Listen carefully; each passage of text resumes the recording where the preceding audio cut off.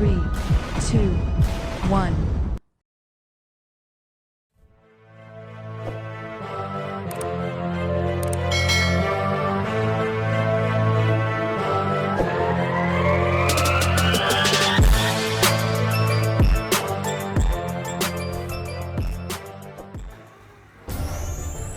Hai, ketemu lagi bersama L2C Edu, channel yang bakal membantu kamu memahami materi fisika dan matematika dengan konsep yang mudah dipahami.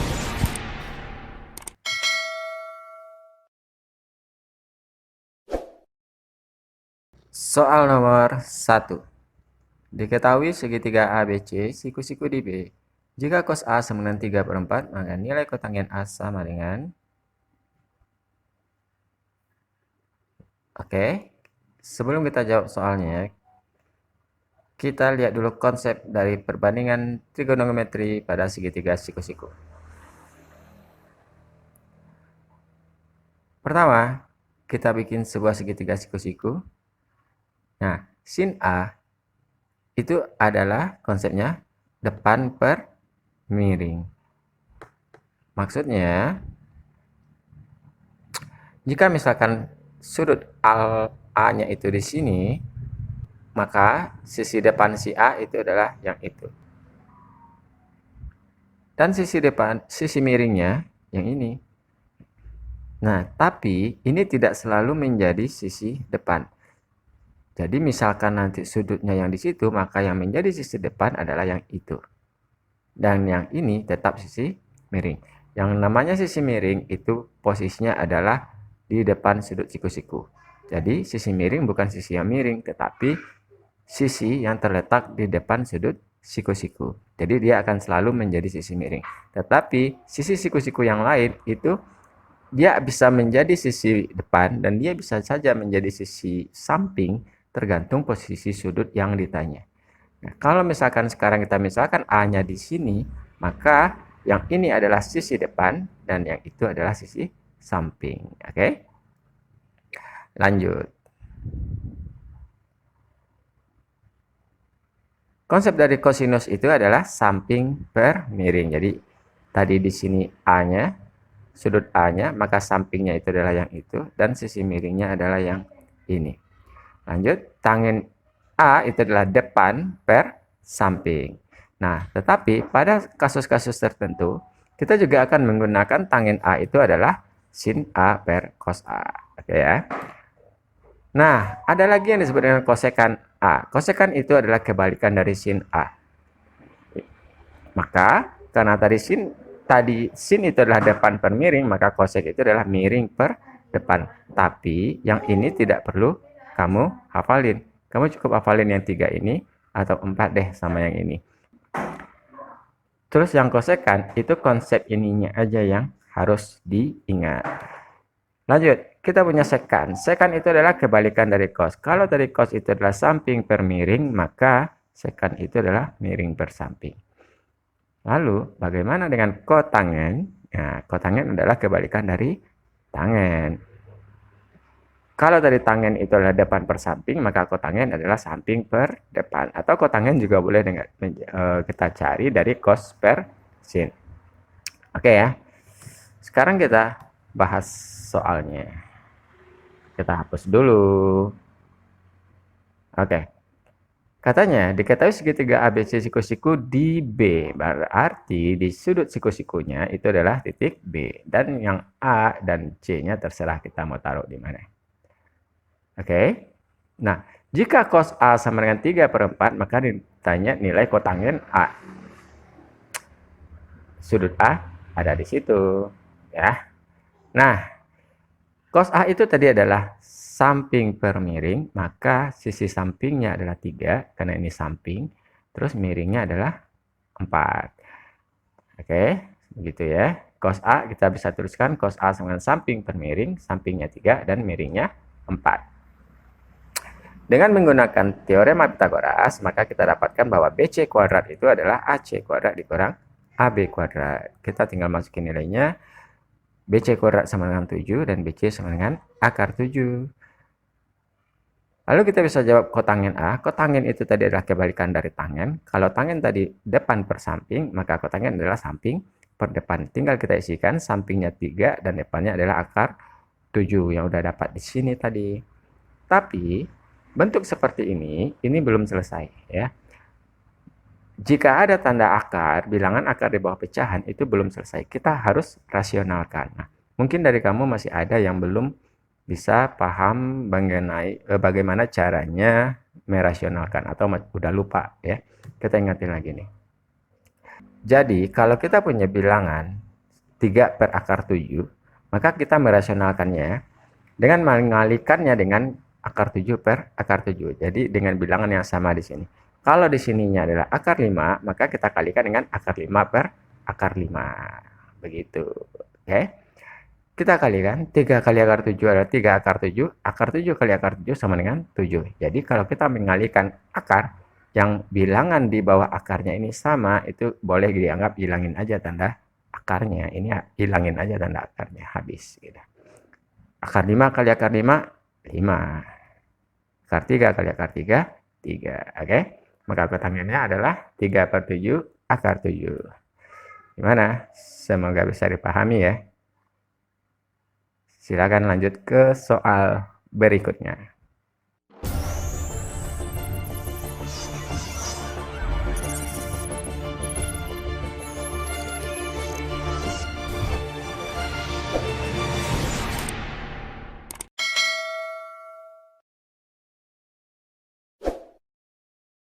Soal nomor 2. Diketahui P sudut lancip, jika tangen P sama dengan 5 akar 11 per 11, maka nilai sin P sama dengan. Oke, kita lihat alternatif penyelesaiannya. Kita tahu bahwa tangen P itu adalah depan per samping, berarti sin P itu adalah depan per miring, karena yang ditanya adalah sin P.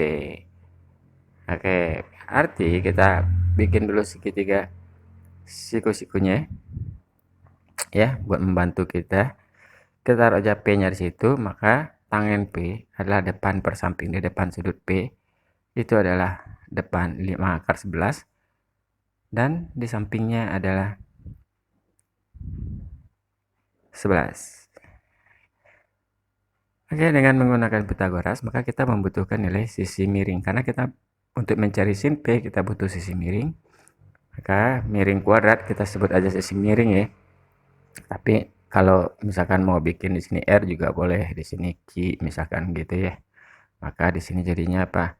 Misalnya di sininya jadinya P R kuadrat ya.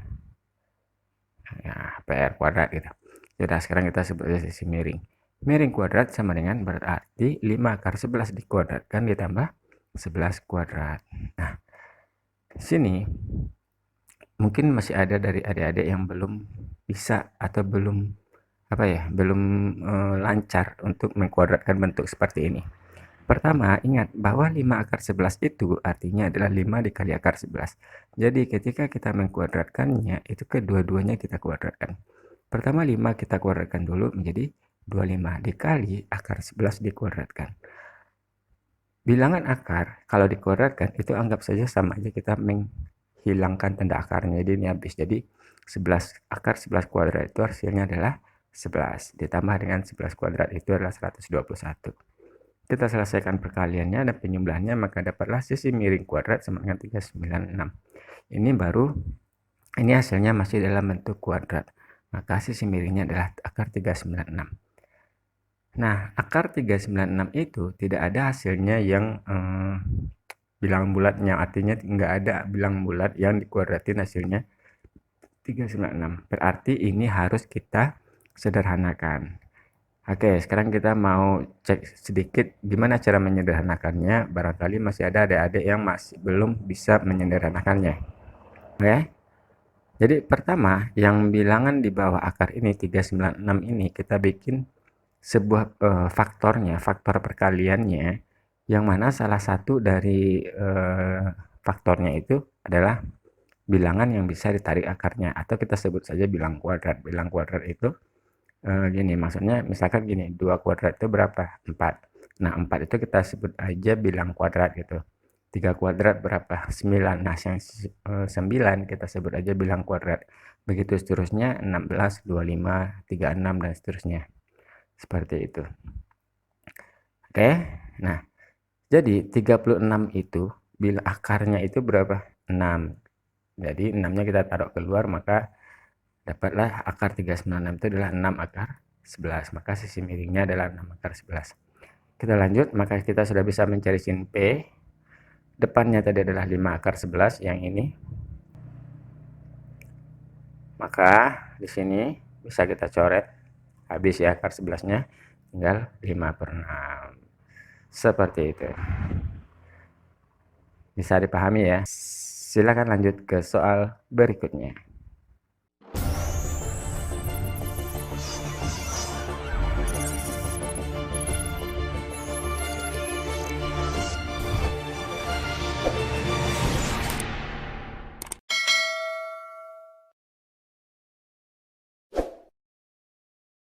Soal nomor 3. Jika cos K sama dengan 1/A, maka nilai sin K kali tangin K sama dengan... Oke, kita lihat alternatif penyelesaian. Cos K itu adalah samping per miring, sedangkan sin K itu adalah depan per miring, dan tangin K adalah depan per samping. Seperti biasa kita pakai segitiga siku-siku buat sebagai alat bantunya. Kita misalkan saja sudut K-nya berada di situ, maka di samping sudut K itu adalah 1 dan di sisi miringnya adalah A. Sekarang kita butuh sisi depan untuk bisa mendapatkan nilai sin dan tangennya nanti. Pakai Pitagoras. Maka menurut Pitagoras, sisi depan kuadrat itu adalah sisi miring kuadrat dikurang dengan sisi samping kuadrat. Ya. Berarti A kuadrat dikurang 1 kuadrat. A dikuadratkan sama dengan A kuadrat dan 1 kuadrat sama 1. Maka panjang sisi depannya itu adalah akar A kuadrat dikurang 1. Tinggal kita substitusikan ke persamaan sinusnya, perbandingan sinus dan perbandingan tangen. Maka kita dapat bahwa sin K-nya itu adalah akar 2 dikurang 1 per A, karena sisi miringnya adalah A, dan akar 2 dikurang 1, akar A kuadrat dikurang 1 per 1 untuk tangen K. Sin K kali tangen K tinggal kita kalikan. Nah, coba perhatikan di sini, mengalihkan dua buah bilang akar, di mana bilangan di bawah akarnya atau fungsi di bawah akarnya atau bentuk di bawah akarnya itu sama, maka itu sama saja kita menghilangkan tanda akarnya. Ya, ini kita hilangin aja. Maka akar A kuadrat dikurang 1 dikali akar A kuadrat dikurang 1, hasilnya ya A kuadrat dikurang 1. Ya, jadi kalau akar X tambah 2 dikali akar X tambah 2, ya sama dengan X tambah 2. Akar batu dikali akar batu sama dengan batu. Nah, yang di bawah A kali 1 sama dengan A. Maka itulah hasilnya, sin K kali tangin K-nya sama dengan A kuadrat dikurang 1. Semoga bisa dipahami ya. Silakan lanjut ke soal berikutnya.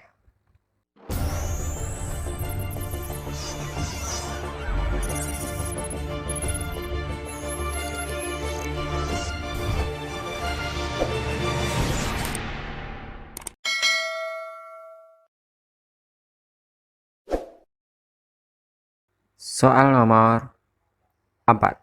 Segitiga KLM, sikus M sama dengan 2/3 dan KL sama dengan akar 20 cm, maka panjang sisi KM sama dengan titik. Ya, kita kasih segitiga siku-siku, tapi sekarang gini, kita nggak usah tulis lagi sin itu depan permiringan. Jadi depan permiringnya itu kita ingat dalam otak saja ya, karena udah paham kan. Nah, karena segitiganya siku-siku di L, maka L-nya kita taruh di situ ya. Oke, L-nya di sini. Oke, sudut M-nya kita misalkan aja di situ. Berarti sudut K-nya ada di atas. Oke, karena sin M itu 2/3, maka yang 2 ini adalah sisi depan dan yang 3-nya adalah sisi miring. Oke, seperti itu. Lalu dari perbandingan sinus, bisa kita tuliskan bahwa sin N itu sama dengan KL per KM, ya kan? Dimana KL-nya itu, perbandingan KL dan KM-nya adalah 2:3. Kita sekarang tinggal substitusikan nilai KL yang sudah dikasih soal ke dalam perbandingan ini. Maka kita dapatkan akar 20 per KM sama dengan 2/3. Lalu kita pindah ruasin jadinya begitu. Ini pindah ruasnya kayak apa gini? KM-nya kita pindah situ. Ya, lalu si 2/3-nya kita pindah situ. Nah, kalau kita mau memindah ruaskan pecahan seperti 2/3 ini, maka ketika dipindah ruas itu cukup kita balikin aja jadi 3/2. Ya, 2/3 pindah ruas jadi 3/2, lalu dikali dengan akar 20. Akar 20-nya tetap di sini ya. Maka hasilnya adalah 3/2 kali 2 akar 5. Nah, 2 akar 5 ini adalah bentuk sederhana dari akar 20. Akar 20 itu kan bisa kita bikin jadi 4 kali 5 ya. Nah, 4 kali 5, akar 4 berapa? 2. 2-nya kita tarik keluar, maka muncul di sini. Ya, akhirnya di sini bisa kita coret. Ya, maka nilai KM-nya adalah 3 akar 5. Begitu. Semoga bisa dipahami ya. Silakan lanjut ke soal berikutnya.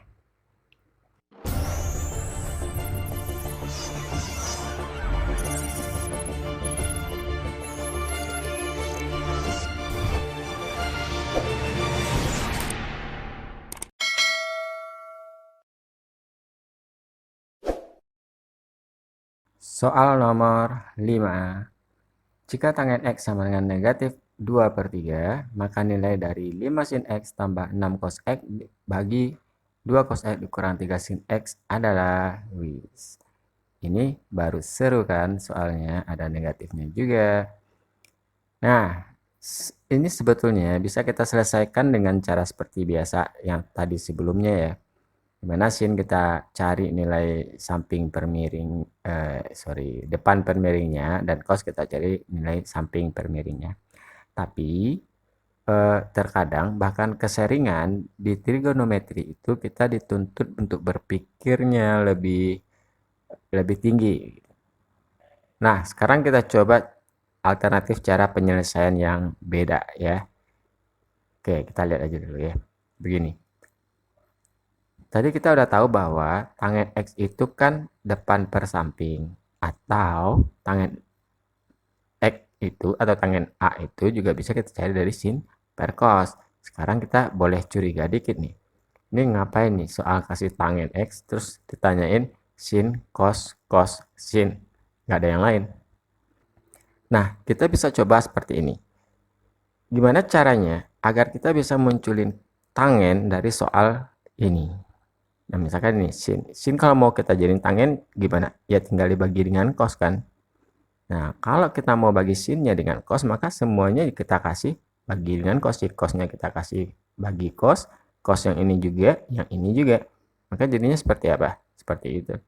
Ya, jadi 5 sin X tambah 6 cos X dibagi dengan 2 cos X dikurang 3 sin X sama dengan 5 sin X per cos X. Jadi yang tulisan merah ini yang kita tambahin, kita bagi ya. 6 cos X per cos X, 2 cos X per cos X dikurang 3 sin X per cos X. Nah, coba lihat, sin X per cos X apa? Ya tangen X kan. Nah, berarti yang ini jadinya apa? Seperti itu. 5 sin X per cos X ya jadi tangen X. Nah, yang ini 6 cos X dan cos X-nya habis kan. Tinggal 6. Yang di sini juga cos X per cos X-nya habis juga. Tinggal 2 kurang. Ini jadi tangen lagi. Maka 3 tangen X. Nah, sekarang kita tinggal substitusikan nilai tangen X yang diberikan soal ke tangen X di situ. Maka jadinya seperti itu. 5 kali min 2/3 berarti min 10/3, ya kan? Dan karena di sini per 3, maka 6 itu berapa per 3? 18/3. Maka di sini tadi min 10 ditambah 18 sama dengan 8. Nah, yang ini 3-nya boleh kita coret. Tinggal di sini 2 ya. Negatif kali negatif positif berarti 2 kali 2 2 dikali 2 sama dengan 4. Maka hasilnya adalah 8/3 dibagi dengan 4. Kalau kita selesaikan, maka kita dapatkan, kenapa kecil angkanya? Ya, nggak apa-apa ya. 5 sin X tambah 6 cos X per 2 cos X dikurang 3 sin X sama dengan 2/3. Oke, gampang ya. Semoga bisa dipahami. Dan sampai ketemu di video seri-seri berikutnya.